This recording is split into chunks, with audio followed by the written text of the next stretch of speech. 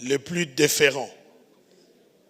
Très distinguées Premières Dames, Mesdames et Messieurs, en vos qualités et titres respectifs, nous sommes ici pour briser le silence et dire très haut ce que la communauté internationale s'abstient de nommer les génocides commis en République démocratique du Congo. Il était temps que les Congolaises et Congolais puissent dénoncer les génocides commis en République démocratique du Congo par le Rwanda de Paul Kagame.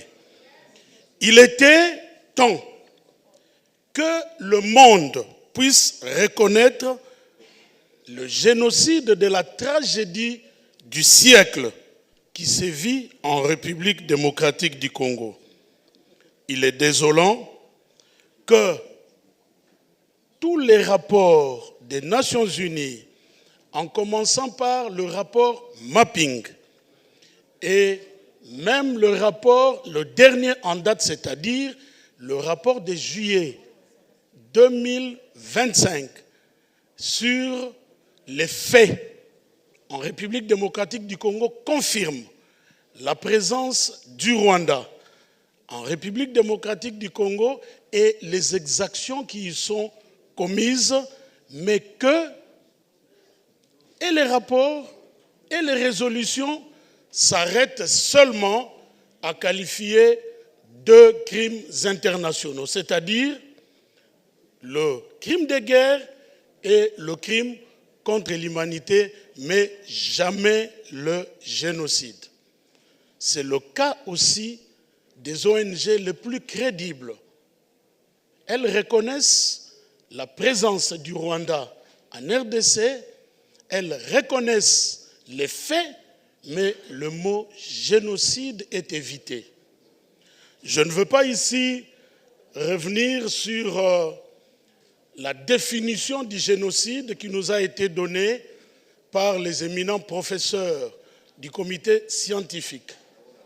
Mais quand vous suivez la gradation, vous allez vous rendre compte que le crime de guerre, en fait, c'est la sanction, c'est l'infraction qui ne concerne que les belligérants. Nous devons être dans le contexte des conflits armés, plus l'intention de toucher aux personnes qui ne participent pas aux hostilités ou encore aux personnes qui n'y participent plus. C'est-à-dire que ça pouvait être des militaires, mais maintenant désarmés, on y touche, on a commis les crimes de guerre.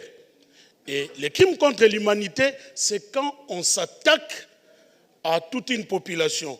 Et là, on ajoute l'élément intentionnel. Maintenant, la difficulté, c'est l'intentionnalité, comme l'a dit le prof Wane.